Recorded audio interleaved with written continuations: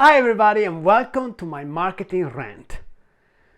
My name is Vittorio and today I want to talk about one of my pet peeves in marketing. I find that content people too often spend very little time promoting their content. They spend this much time building it and then very little time getting in front of the right audience. And I want to give you a way to think about it that is inspired by the way musicians go about building new music. So if you think the way they do it, first, they spend maybe a month, 2 months, 6 months building a new album, recording a new album. If you are the Beatles, 30 days, but not everybody is the Beatles. And then, what do? They hit the late night shows and start promoting, developing an audience.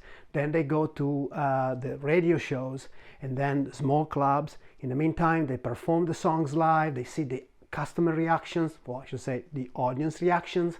And then these people start to sing their songs and they tune their live show, and these people start to play these songs to their friends, and then they're ready to hit the arenas if they're lucky, and they're very successful. Then they hit the stadium. By the time they're done, they spend probably 6 months, a year, 2 years on the road with this new album. They develop all these people, they sing the same songs, and these songs will live forever in some cases. So I invite you to think about content development the same way. So you should think about, you build the draft, right? And once you're comfortable with your first draft, then you hit your night shows. What are your night shows? Your sales leaders, the people that are better in front of customers out there. Ask them some feedback. Ask them to try the pitch if that's what you're building, and then get the feedback and incorporate. In the meantime, you're developing champions for the new message while also you're making the message stronger. Then you're ready to hit your small clubs. So you start to go one-on-one with customers, read the room, see how they're reacting, is that resonating or not, and you fine-tune the message. Then you run it by some analyst, and then you're ready to go to your arenas. What are your arenas? Well, your regional sales meetings, your sales kickoffs if the timing is right, and then you take it to all your customers, your user conference, a big platform. That's your big stadium.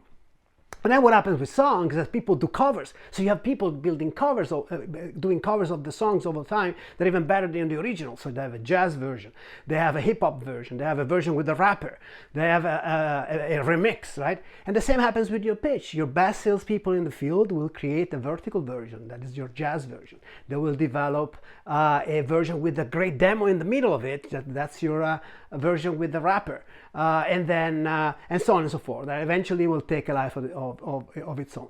Here's the bad news.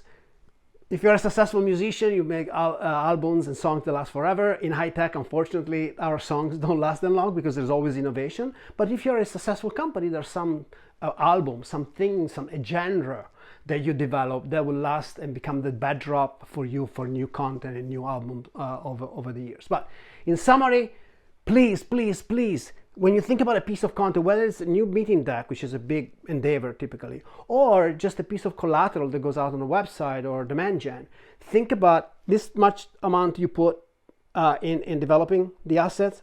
You should put this much amount in getting that asset in front of the right audience, so you too can have amazing, successful song out there.